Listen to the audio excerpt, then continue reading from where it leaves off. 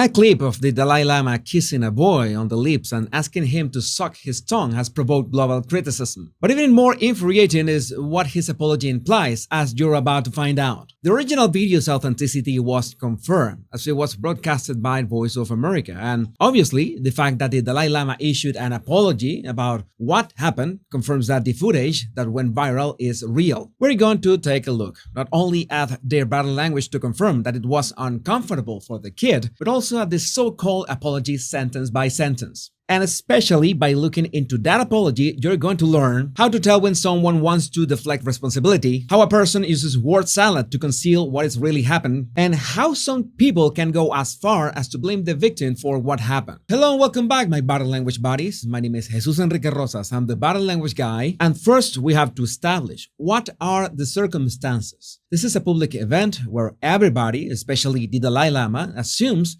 there are going to be cameras. Now, some could claim that this was some slip or accident or a one-time occurrence. How do we know it's not that? Well, it depends on the general body language of both subjects, but most importantly of the grown-up in this case. There is no hesitation, there are no displays of awkwardness, and you don't need to be a body language specialist to spot when someone feels embarrassed for something that just happened, which is not what happens here. The man's body language is deliberate, focusing his undivided attention on the child, so that's how you know that this was done on purpose. Some have also claimed that sticking your tongue out is a kind of greeting in this culture, but he's not really greeting the boy. The boy is already there, and the fact that the Dalai Lama says, "suck my tongue," well, if that's their greeting, then I'm crossing out Tibet from my list of vacation spots. But more concerning is the detail that I just mentioned. He kisses the child deliberately on the lips.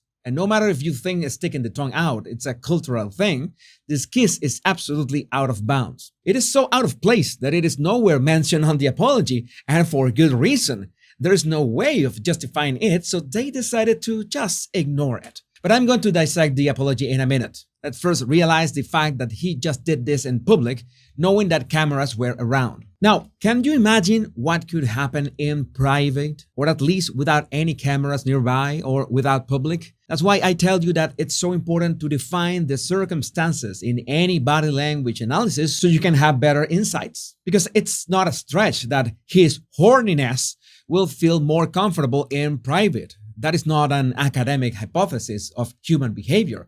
That is just plain common sense. Although it's not that common sense makes you want to throw up. People can go as far as to say, hey, nothing happened, the kid was okay with that, or even the kid liked that playful teasing, which seriously should get these people in at least one FBI list. But in this case, the kid was painfully uncomfortable. First, it's the Dalai Lama who brings the face of the kid closer to him with his hand to kiss him. So it was a forced action. Further proof is that after the kiss, the kid brings his body all the way back.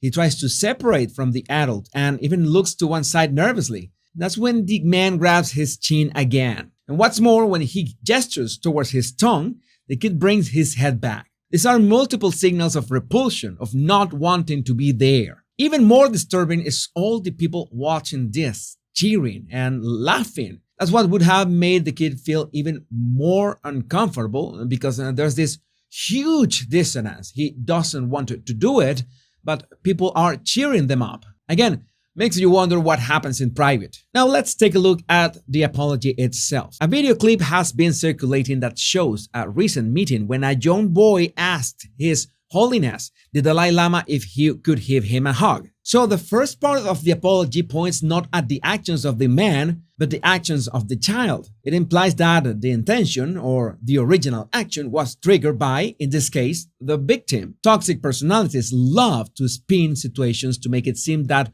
well, it wasn't me who started the situation, it was them who provoked it. In fact, at a personal level, they can even point to you as the one who triggered their actions that ultimately made you feel uncomfortable or even hurt you, so you're the one to blame. A young boy asked the Dalai Lama if he could give him a hug. The words imply exactly that. Let's start this ridiculously short apology with some kind of justification focused on the kid's action. His horniness was only reacting to that. Then we move on to the second sentence. His Holiness wishes to apologize to the boy and his family, as well as his many friends across the world, for the hurt his words may have caused. Deflection. Well, I think it would be uncomfortable to anybody if someone asked you to suck their tongue, right? I don't know if this heuristic could change during spring break, but let's assume that these words are quite offensive, especially coming from someone who is called His Holiness. But the strategy here is to take the blame for a lesser thing. In this case, the words.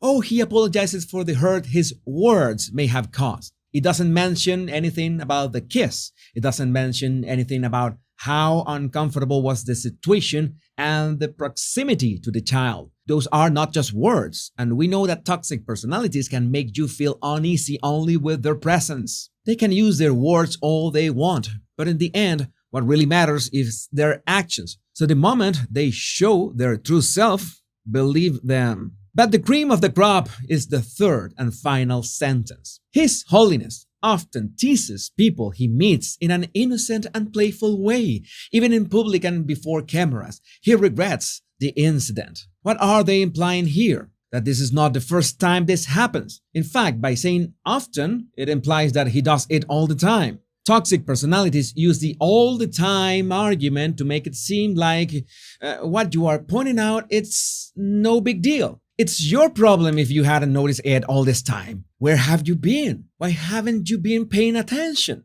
Maybe you're all focused in your own little world, and when you come out, just cherry pick an innocent and playful action as something evil. What's going inside your head? Are you all right? And they also use the word teases, which is completely open to interpretation in a number of ways. In other words, it's a vague term. And manipulators love vague terms because that way they don't have to compromise with their own words. Now, I have to confess that I was as shocked as anybody else for this. I am not a Dalai Lama fan by any means, but it's safe to say that he's a figure that, well, up to this moment, millions had come to respect. Even with all the claims of alleged abuse that happened right under his nose and he just shrugged them off, we, as in myself included, thought that he could be one of the fair figures of this era. In fact, one of my inspirations, Dr. Paul Ekman, created together with the Dalai Lama an amazing atlas of emotions. Although I'm sure Dr. Ekman could have done it himself, but this guy must have helped a lot with the marketing. Now, what I'm about to tell you may shock you a bit. I would not be surprised if more people that you can imagine will give the Dalai Lama a second chance. Well, certainly not me. For me, he will stay as His Holiness. But many people will revert back to believing in the figure that they have built in their minds all these years. But having said that, there comes a word of warning. It's one thing if you want to give the Dalai Lama a second chance. Maybe he doesn't affect you directly in any way. But what happens when you give this kind of second chance to someone in your inner circle? They have this apparently flawless reputation, everyone seems to love them, and all of a sudden you witness something completely out of character. What should you do? My suggestion in this kind of circumstances is that you take good note of those moments in which it looks like the person is dropping their mask. It also helps to read their body language to tell if it was just an awkward moment or they felt comfortable with that mask drop. Because if they seem comfortable, maybe it's because they were showing you their true colors, so act accordingly. My body language buddies, if you want to support my channel, all you have to do is subscribe and like this video. And don't forget to download my 100 body language tips right in the description. Much love and bliss.